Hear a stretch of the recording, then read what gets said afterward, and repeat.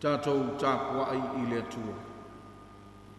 Amu ia le tangata I le savali le filifilinga a ea mi o leanga.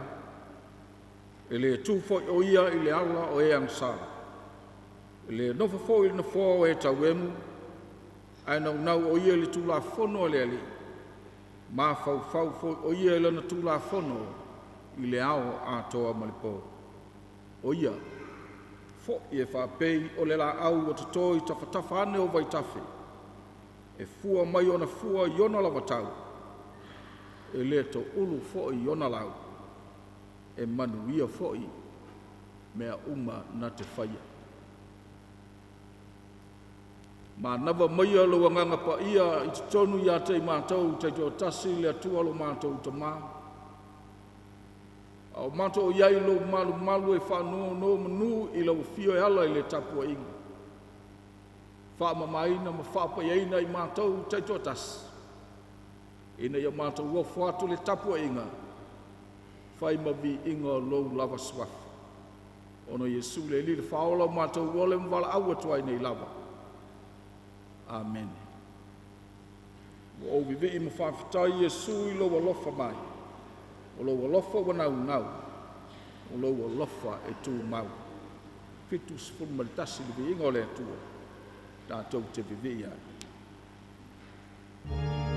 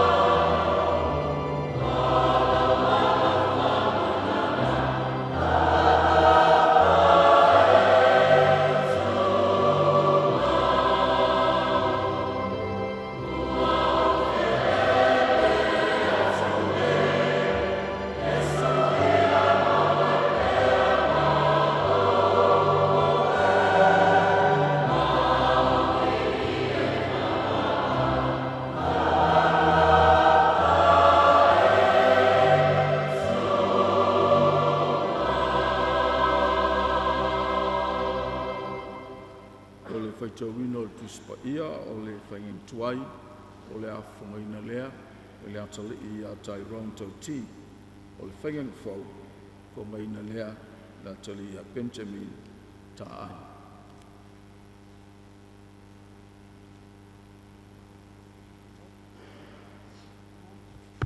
O le whaitauina o a whionga paia o le atua. Tusi filfilia ma le whengainga tuai, no whainga tupu mua mua, o ta apu e losi funu ma le walu. O te whaitauina whai upu iwa ma le sifunu. No whainga tupu mua mua, o ta apu e losi funu ma le walu. O te whaitauina whai upu iwa ma le sifunu. Whawhonga maia, o a whionga paia o le tātua atua. O oe foi Solomon ai, lo ateli'i, ia I loa e oe le atua o lo tamaa, ma o auna ia te ia o le loto a atoa, ma le loto fia fia. A wā e sue le ali'i o loto uma, ma ua sila fia o ma whawhau uma o manatu. A whai e te sa ili atu ia te ia, ona e maua I lea o ia. A ia whai e te tuua o ia, ona tuu lafua ina lea o oe e ia e whawhau. O le nei, ia oe, a wā ua filifilia oe le ali e te whaia le whale whai ma malu malu. Ia wha maalosi, ma ia e whaia. Our Bible reading from the Old Testament is taken from the first book of Chronicles, chapter 28. I will be reading verses 9 and 10. First book of Chronicles, chapter 28. I will be reading verses 9 and 10. Let us hear the word of God. And you, my son Solomon, know the God of your father, and serve him with single mind and willing heart. For the Lord searches every mind, and understands every plan and thought. If you seek him, he will be found by you. But if you forsake him, he will abandon you forever. Take heed now, for the Lord has chosen you to build a house as a sanctuary. Be strong and act. Tusi filia mai le whengeng whau, ngā luenga lea wā apostolo, kona matapu mua mua, o te whaitauina le whaiupu e walu. Kona toi si lea le whaitaunga, I le ngā luenga, kona matapu e lua, whaiupu mua mua, se iau le wha.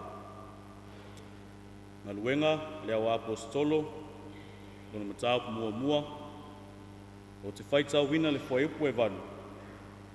Ona toi si lea le whaitaunga, I le ngā luenga lona matapu e lua, whaiupu mua mua, se iau le wha. Whawhanga mai, wā whionga paia o le tātou ari.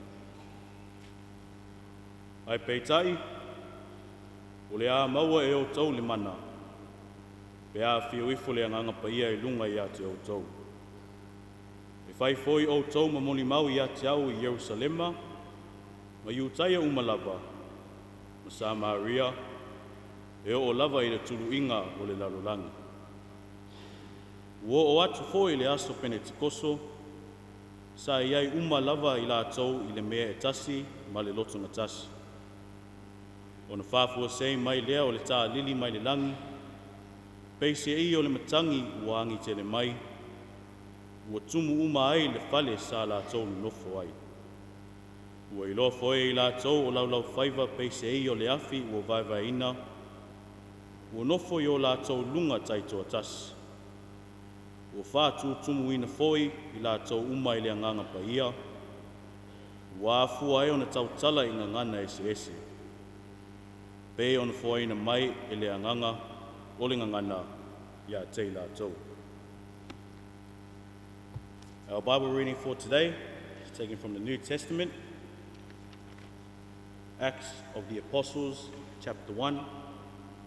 I shall read verse 8 and then shift reading to Acts of the Apostle, chapter 2. I shall read verse 1 to verse 4. Acts of the Apostle, chapter 1. I shall read verse 8, then shift reading to Acts of the Apostle, chapter 2, verse 1 to verse 4. Let us hear the word of God. But you will receive power when the Holy Spirit has come upon you, and you will be my witnesses in Jerusalem, in all Judea, Samaria, and to the ends of the earth. When the day of the Pentecost had come, they were all together in one place. And suddenly from heaven there came a sound like the rush of a violent wind, and it filled the entire house where they were sitting. Divided tongues, as of fire, appeared among them, and a tongue rested on each of them.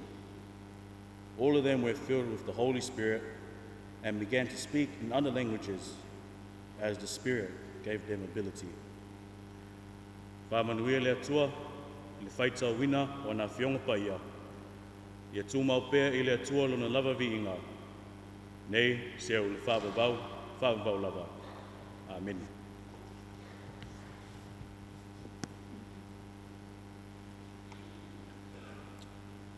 E manuia lava, o e ta lia le lei.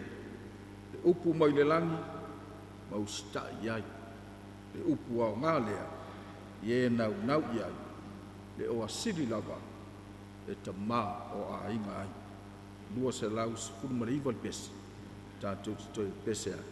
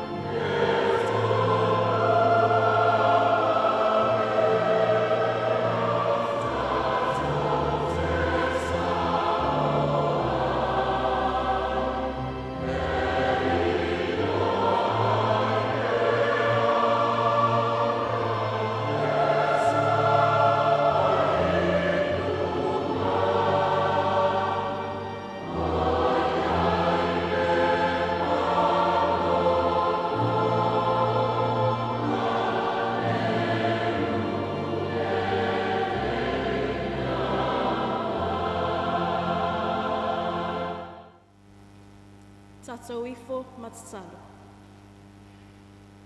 Le atua mamanae, lo matou tuma o le langi.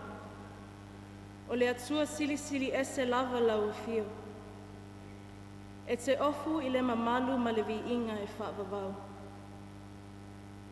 E vivi ia e o matou loto i lau fio, o no lau alofa ma lau whaamaoni o Tele na ua. Ua matou inu i au whaamanuianga i so se ala, i le tino, ma whau, a toa ma le anganga. O le whaamoe sa lupe, a wā se sawa Tupulaga talavou, a la matou matanga luenga Victoria, i le Fono Tele o le nei tausanga.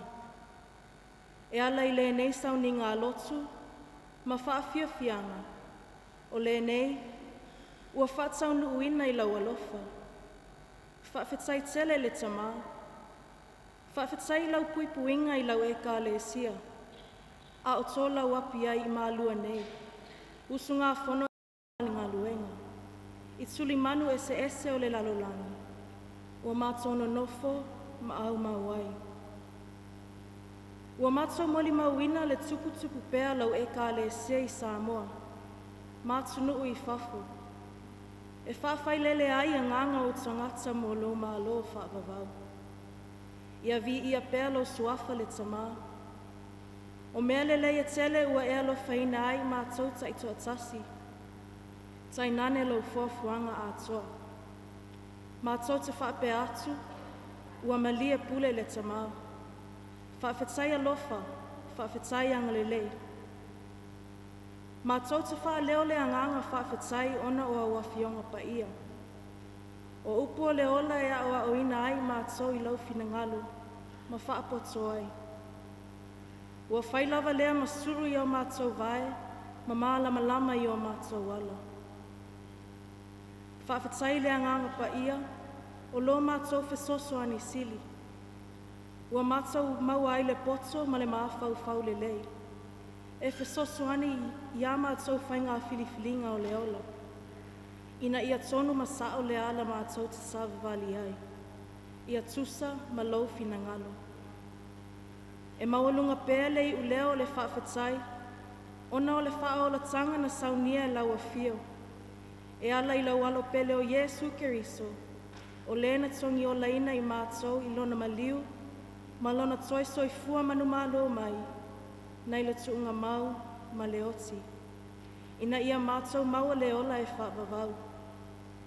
Ia tūmau pēr I lau a fio le vi inga, le whaamanu ma le whaane e tanga. Nei se ia o I le whaavavau lava.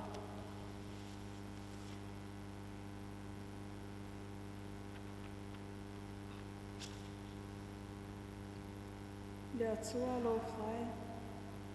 O lau fio lava o la oe alofa mai ia I mātou I lo alofa e whaavavau. Ai pangā lava lea, ua le tusa lo alofa ma lo mātou o la lea lo whaatu. Ua mātou whaatutua mai lau fio le tele o taimi. Ai mulimuli atu I whaoso songa le ti āpolo e whanau ai. Ua lea tangia lo mamalu ma lo pa ia I o mātou o langa. Pei ona e whai ai I mātou I lau whaatusa pa ia. Ua tele ina whai o mātou loto, ai tuu lau lava finangalo. Alofa le tamā, ma whaamangalo mai I mātou lau whanau. Ua mātou whaatamala I le whaau ngā titau o lo mātou o le talavau. A wale a tīna e o āinga, nuu ma lau e kālesia pa ia. Wana ona mātou whaitau ma tau loto au whiong pa ia. Ai mātou tele savavali ai. Ua mātou whaatalinga tuli I le musumusunga le angonga pa ia. I mea e manui ai o mātou o langa. Ai ua tō sina la mātou whaalongo I leo tau whaasese o lalulanga. E leanga ai I mātou. Ua mātou o la whaafōlinga I le tele o taimi. Wana ona mātou taulangi le moto a au talavau a le kālesia o la ia keriso, ai mātou te leo lai. Mātou te talitonu, ua le maua se vi inga o lau whio I o mātou o langa talavau, ona o lo mātou o langa sala. O le ala leo la mātou o lenga le tamāe, e whai ai I mātou masui o Tupulaga talavau lau e kālesia, e whaaleo atu la mātou whaato e senga, ma sa ili atu lau whaamanga longa, a wau anga sala lava I mātou ma wale o ailevi I ngai lau whio le tamā. Alofa, ma whaamanga lo mai I mātou taito tasi. Whaamaina I mātou I le totopa ia o Yesu Keriso lo mātou li I ma le whaaola. Ma ia whaapa ia ina I mātou I le manau lau anganga pa ia. Ina ia whai ai I mātou ma whanau fia I ai lau whio.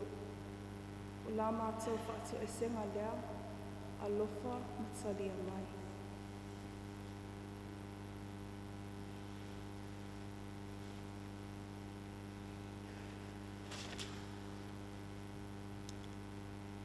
Le tamafa fonga sa aloe. O laua whio lava e mali ai o mātou mana o e mea lelei uma. Liulo ala mai au fonga alo whai te talo ma whaatonga lau whanau. Ua mātou ole atu. Ia e alofa malilingi mai au whaamanuianga I lunga Tupulaga talavou uma lau ekalesia. E sosoa ni mai lau anganga, ina ia mātou langona ina le tāua o le whaangata tau o le mātou ola talavou. Mo le ati ina e ina o lau ekalesia, ma so se matata o le ola o vala au ina iai mātou. Whaatonu mai ina ia sao na whai a mātou filifilinga o le ola. Ina ia mātou filifili I o wala, e manu ia ai. Whaolau la ina e lau anganga polo kalame a oa onga kerisiano a lau ekalesia I au lotu saitasi. A wā le whaawhailele ina ma le tapu e ina pēo lo mātou wola whaaleanganga. Ina ia mātou wola ai a keriso I taimi uma. Whaamanu ia mai I lau kolisi whaawhaife au. O loo au tau ina ai le whanau le ekalesia mo le ngaluenga tāla. Alofangia Tupulaga talavou uma wa afia I mai leia le fili. Ina ia susulu pe iai lo malama kerisi. Ia whai ma le suna o ngā whaale tonu ma se seo le tuanai. E toi fota ina ai le ola mo le lumanai. Ma tau te ofo ina atu whanau talavou malawa wa afia I puapua ngā ese o le ola. Ina ia e alofaina I la tau. Ia iai lo wanganga e fesosoani I o la tau mawhatianga. Whaamanuia lo mātou watunu o Samoa. Ia e whaamanuia I e wa avea mataitai. Ia manuia nā tinae malona si o manga. Ia iai fo'i lau whaamanuia e kālesia kerisano umai le atunu.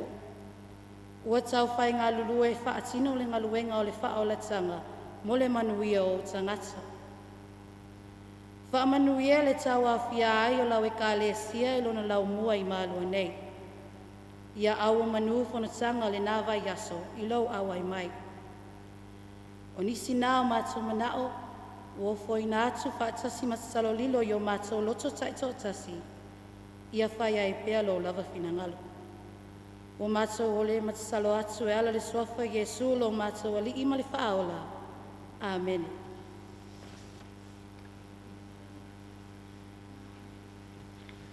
Pei o le ua e su ai le lalolangi nei, e ola ai matatupu ai, o mea to tō ina ai.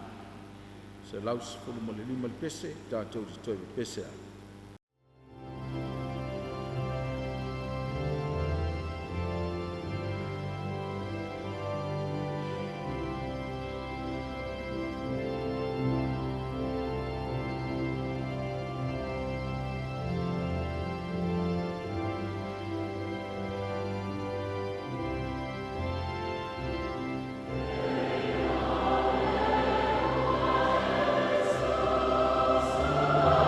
Amen.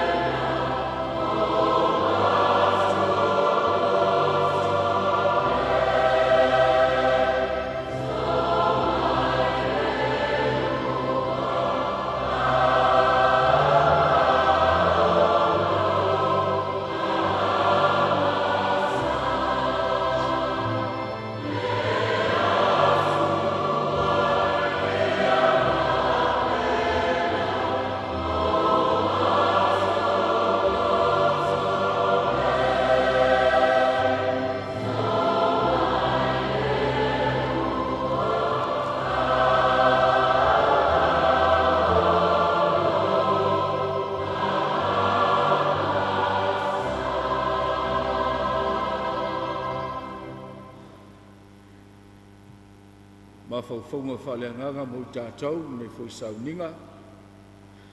Wha moe moe o le au ngā lea mo whanau te la wau mo i tātou uma.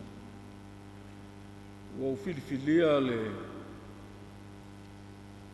tuse o ngā luenga mo tā upu mua mua le whai upo e walu e whai me tua o la unga. Wha pelo na whai tawina. Ai pe tai o le a maua e o tau le mana, pe a fio ifo le nganga pa ia I lunga I ate o tau. Whai fo I o tau mamoli mau I ate au I Jerusalema. Mai I utai o Malua, Samaria, e o lava I le turu inga o le lalolangi. But you will receive power when the Holy Spirit has come upon you, and you will be my witnesses in Jerusalem, in all Judea and Samaria, and to the ends of the earth. O le manatu au tu, o te fia whao ngā ina, le manatu au au le Tele, mori e se au whale nganga mo Tupulaga tala wau. Wha mana ina le nganga pa ia, e ati ae le kalesia kerisa. Wha mana ina le nganga pa ia, e ati ae le kalesia kerisa. Sanctified by the Spirit to build the Church of Christ. Ya, se fai muli launga, se fai mua stala fai launga. O le vai tauli nei, Tupulaga tala wau, e se le tāua. Tāua le kalesia kerisiano. Awa le vai tauli nei e celebrate ai e le Christian Church, le feifo le nganga pa ia I le aso Pentecost. O mafuanga fo I lea e pe on tau fia I le kalesia I le vai taule nei o le tausanga. E o mai ai le kalesia lona laumua I Malua nei. E se ia o mai e whatalitali I le feifo le nganga pa ia. E toi whafouina ai le mafutanga ma le nganga pa ia. Ina ia whamumu le whatuatua, ma move forward le kalesia, continue to build the Church of Christ. Without the Holy Spirit, there is no church. E le ai loa se Holy Spirit, le ai se church, le ai se Lotu, ta si valu tolu o tau nuu, Yoane Viliamu, leo te ingoa ai.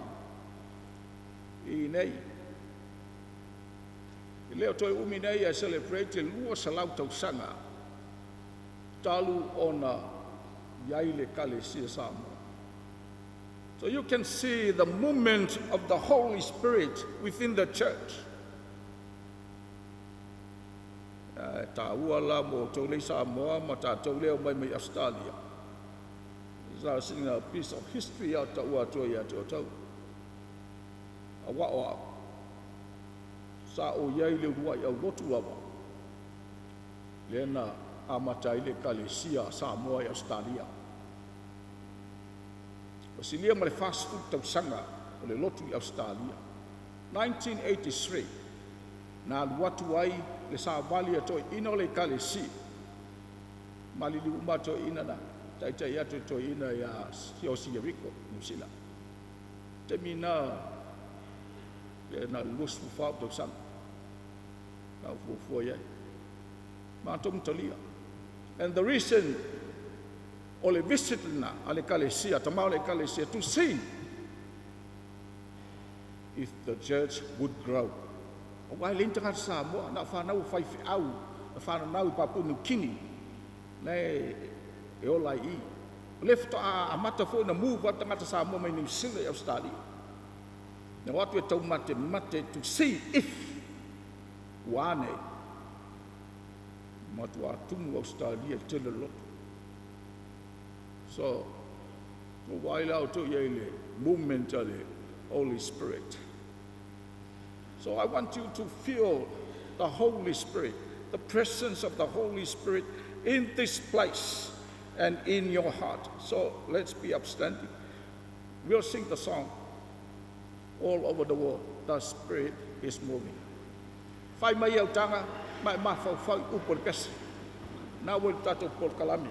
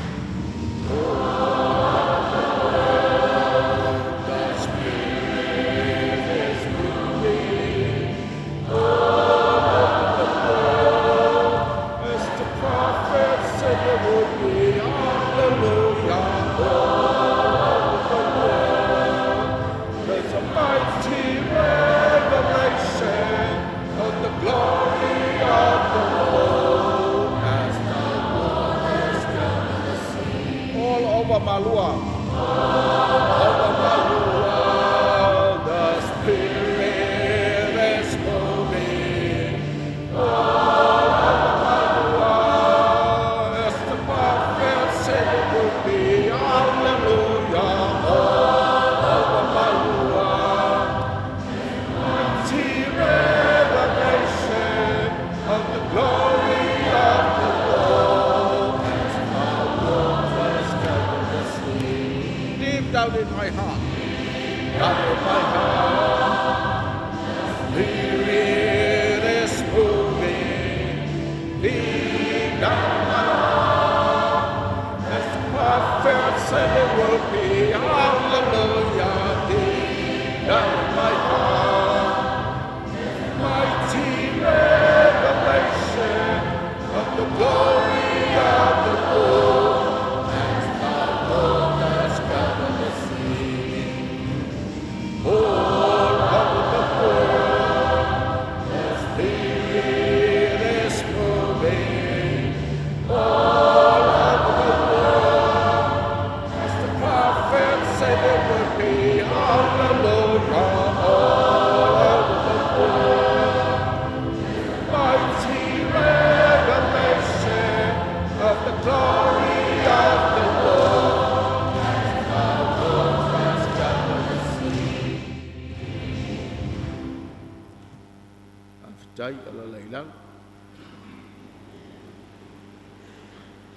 Ya wa uma voi la ungai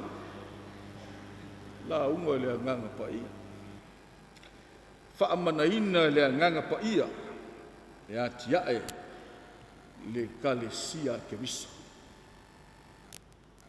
o le mana fa pertania power o le malo sililo le an invisible power nateli liwina le o langa o le tangata. Nā te liliwina lo na mawhauwhau, liliwina lo na loto, liliwina la na amio, liliwina le tangata atoa. O na tūlai mai loa leo le tangata. O le tangata fau. O le tangata e fo linga i le atua. O le tangata ua iai le mana. O le tangata ua wha manaina. A person who is sanctified by the Spirit. Ale se mana i se tangata. E longo fia. Ale ala le na whaia Yesu lo na uso. Do not leave Jerusalem unless you have this, you receive this from my Father. Awa nei tu ua o tau Yerusalema sa i maua le mea lea. Ia fiso tai le lea la mar whaiupu lea. Filifilia whai mamatua. Ua maua i la tau le mana. Ua maua le o ngā lua le mana le i tangata. O le mana e uru whale i te tonu ma ngā ioi, ma suia a toa le tangata, ma wa ai fōlinga ua whau le tangata. Ia lana lo tā ua le tala o tuse o ngā luenga. O le whio ifo, o le nganga pa ia i lunga o le au so, i le aso Pentekoso. Na wa ai e tangata suwinga ia, i o langa o le au so o lea. Mana tua fo, whai ia i pe telu mo whātaitai. E ese mamau le pe telu, le sa ola i le eise mana. Peter without the power, or Peter without the mana. And Peter with the mana. Ese mamau. E lua tangata ese ia, i le waai. E talu lea na ia fola ia Yesu, Lord, I am ready to go with you into prison and to death. Hey, you are the one of them. Oi, listen. 3 times he denied. Na te lei loa lona.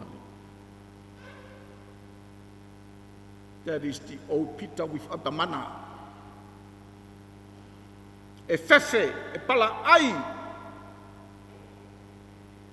so. What about the other disciples? Where were they?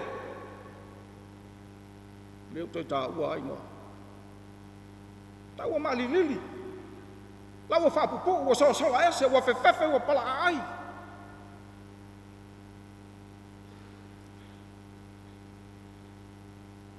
Whaingofia i o tātou iloa o tangata e le se nganga pa ia o iai. O tangata e le i whaamana ina lona o langa. E tu sa pe ta o so. Ia whaina polari ta umal whaalupenga i a te oi. E ngā ngana mai al tangata e le i whaapa ia ina, e le i whaamana ina le o langa, e i rongo fia. E i loa lana ngangana, e wha fiti. E pala ai, e fefe. E leise loto tele. E loa lana amio. E loa o le amio le tangata e le i whaamana ina. I le i whaapa ia ina. E loa e tātou au lotu. E loa e tātou aina. E ilo i tono whaala putu tonga mara tātou sisi o manga. Tangata le i whamana ina le anganga, tangata le i whapa ieina. Ao le teimi ila na maua i pe teulu ma le au so le mana. E se la le wa inga lea. E se le wa inga lea, e se le wa inga le ata lea. E lea le pe teulu lea. Sa ia ile amtang. Ua tautala mai ua loto tele, ua le toi pala ai, ua le toi fefe. Ua mamana la to upu, ua pa ia o la to uolaka. A le wha mauni. La unga o pe telu, la unga mua. Tolu wafe tangata na lili. Mai fea. Mai le tangata ua wha mana ina. Ele nganga pai. Wala to fa malolo ma. O te tuli te moni. O fa tu ye na o ti swa foleli. Au tangata ni. Tasi ale meta ua ya to Tupulaga talako. O tangata ni. O to telo la to fai. Fisherman. Ya tau lo fai pe ya tanga tol mato ula manono. I pi va vai tanga te vai mo lalo ve. Le au. Fai va na mano. Tata le tau loa o society. A o mea e tutupu yo langa o tangata I wha manaina. Le a whaina po le alo tūlanga. Ai ao na whaamanaina lo o langa e le nganga pa ia. E whai wā venga le atua I lo wola.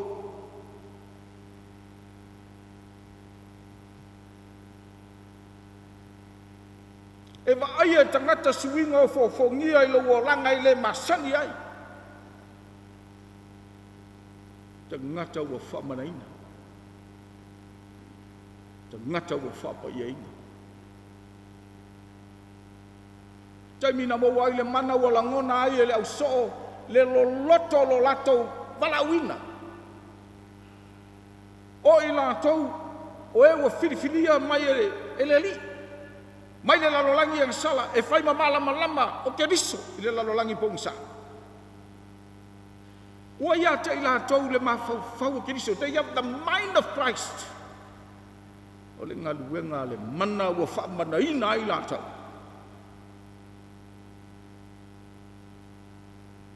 O te ngata o le toe a mio whaatasi male lalolangi. A wae leni o lo lalolangi I latou. O te ngata o savavali I la le anganga. Ua fia I mea le anganga. O le toe fia I mea le tino. A ua loto atu I mea le anganga. O wa ainga nā o te ngata o whaamanaina. O tangata, o taitaina le anganga, o tangata ia, e savavali I ala o le atua. They walk in the ways of God.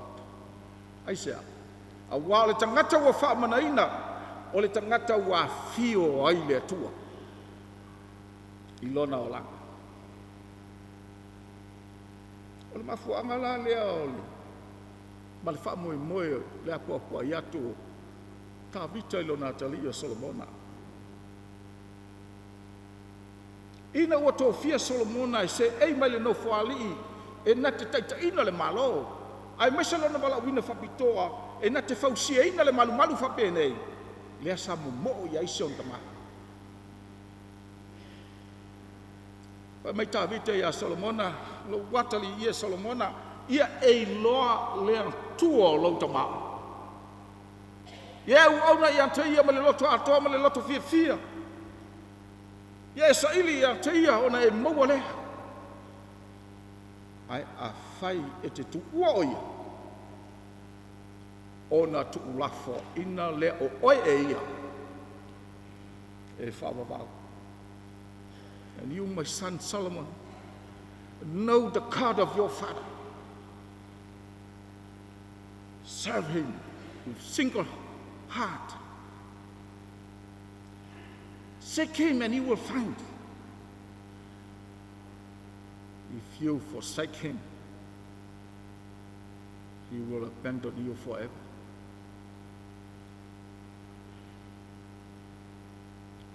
O le mea upito sili lea, na whaia e tā vita mo lona atali.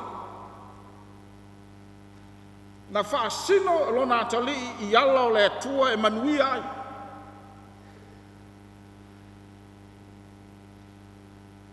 Na whaasino lona atali I le ola whaamanaina ma le ola whaapaiaina. E tau nuu le lei ai lona o langa.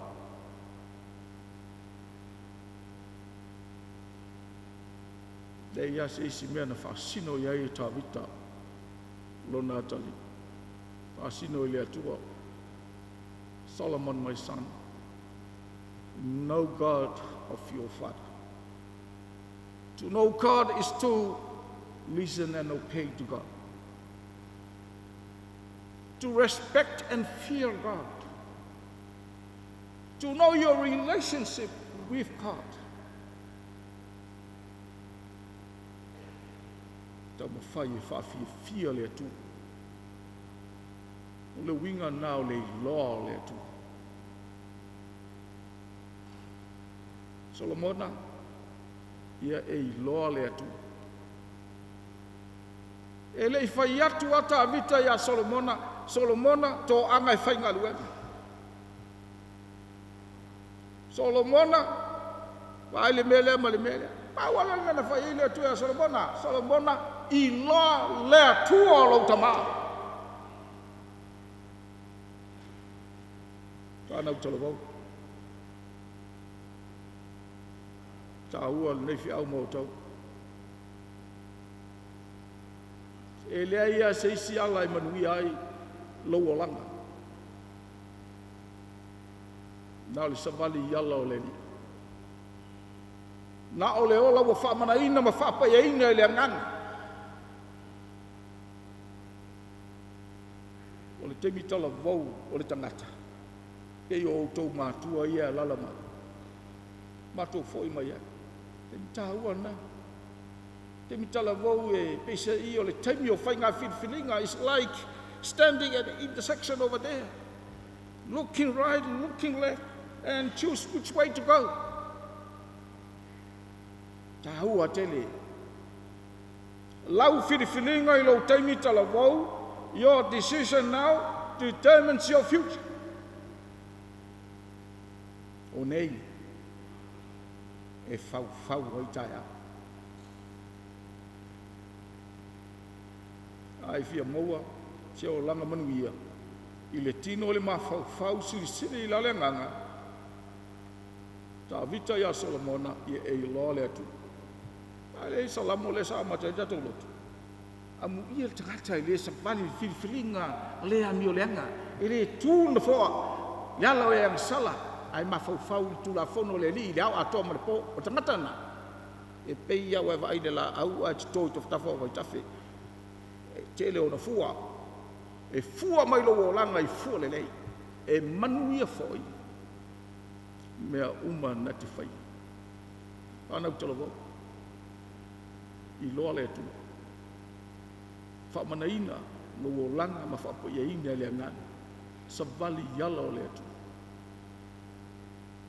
Na tu foi e tāua nei whiau mo tātou mātua. Tā lofa ua mata whele alo le lalolangi wa whia ai a tātou whanau.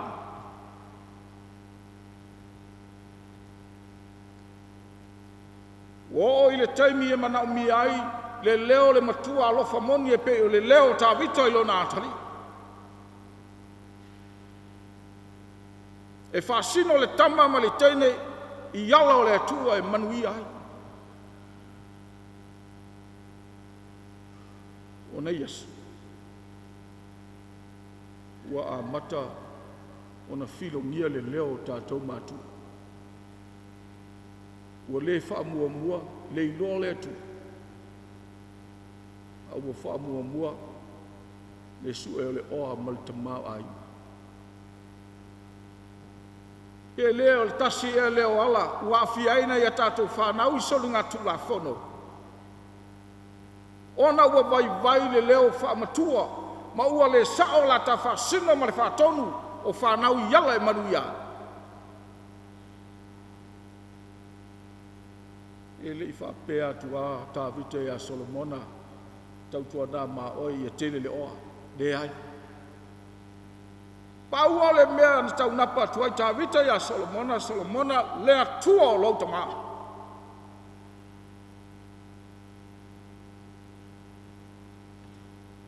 Tele a whianga whanau tala wau ni Yesu, mātua, o mana mia, lo tā leo whatonu, whasino, manatua, o oe māu, o le whawhanga whetalai o le tua I ainga. E lea whio mai le tua e whai le whatonunga I tama maliteine. O oe, o a, tā ua o suiva ai o le tua, I te tonu o le ainga. Ta te ngu roi le memori. Whai ngō whio na pā u whanau I ala e whanua. Manui I alawa Solomon. O le ngaluenga o le malu nei whai ana wha umaina. Aina fōa ia le atu o le poto e siri tangata uni. O le mahafau le lei na te whai ai ana wha masinonga ma le tunga. Na wha popo I nā mea le oa ma le tamau ai. Tau nu manuia le whaalonga mausta. E tau nu manuia le ola matau ma le savali i ala o le. O le winga lo loto lea le tupulanga talavou o le moto le au talavou. Le tau ave tātou, moto le au talavou le kalesia. Ola ia keliso, live in Christ. What does it mean? O le ola ia keliso, o le ola i ala o le ni. Ola whaamaina, whaapaiaina, whaamanaina.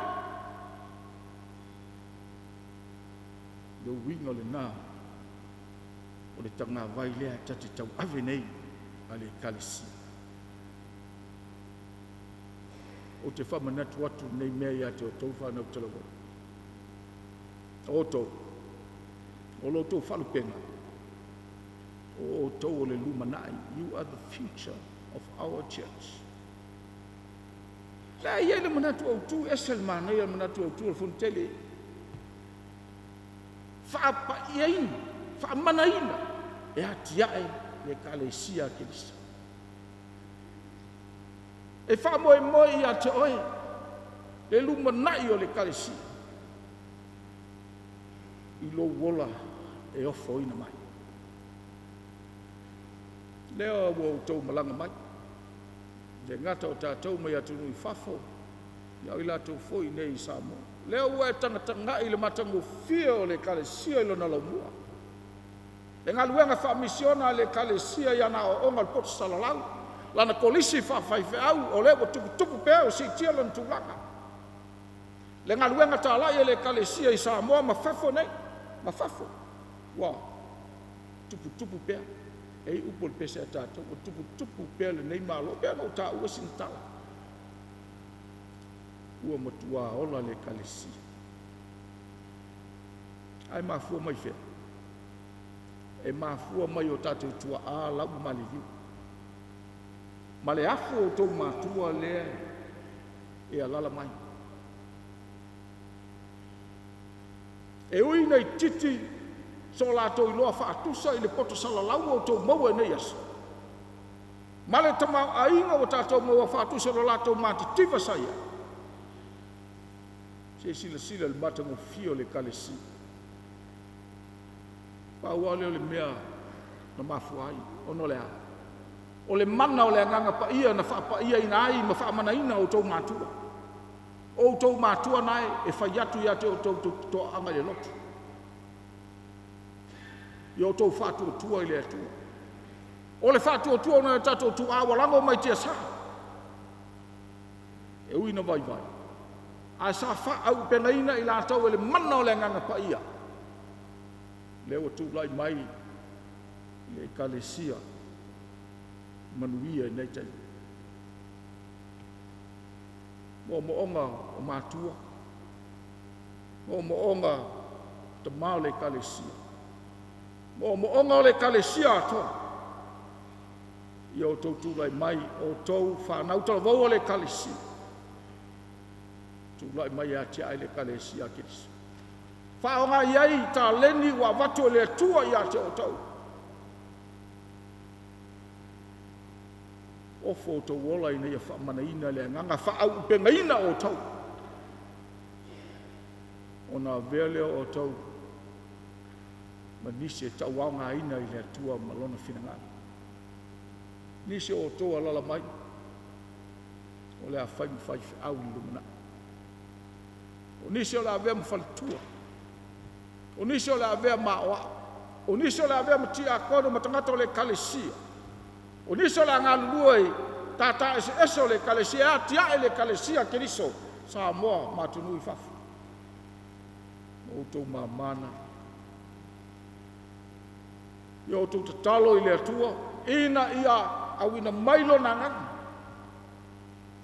Whaamana ina o tau. Whaapa ia ina o tau o langa.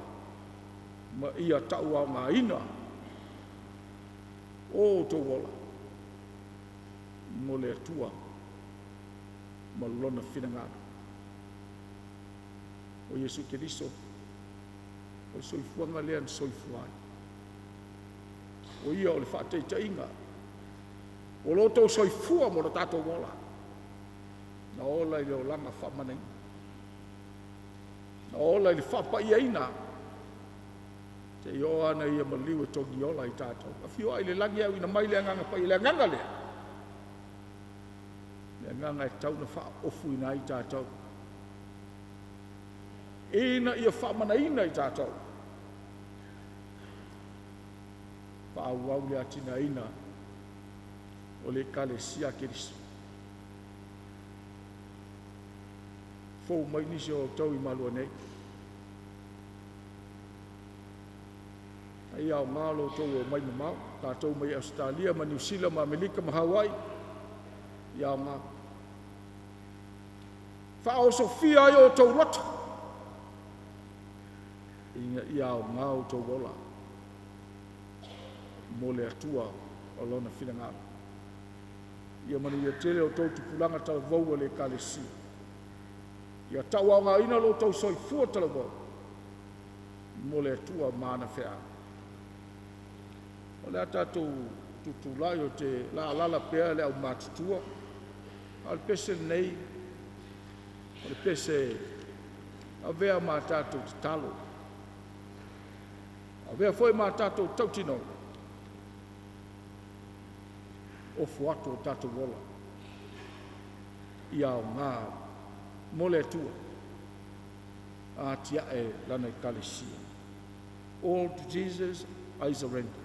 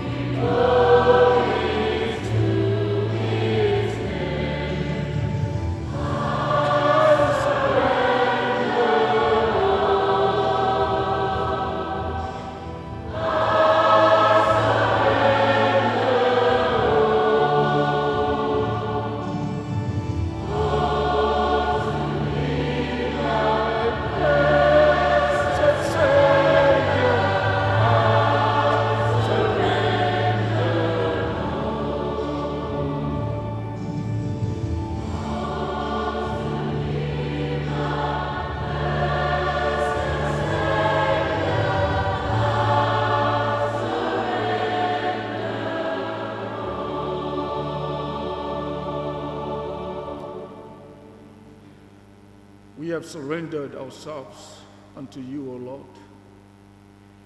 Fill us with your Holy Spirit and sanctify us so that we may continue to build your church. E lunga I mātau. Malunga lau whanau uma lau langi atoa ma lau fōwhanga pa i. Le manuia lau fio le atua le tama. Le alofa sisi eso Yesu Kiriso o le mātua li I ma le whao. I le malmaftanga ma lau wanganga pa I. Nei sa yo I le whaavavau lava.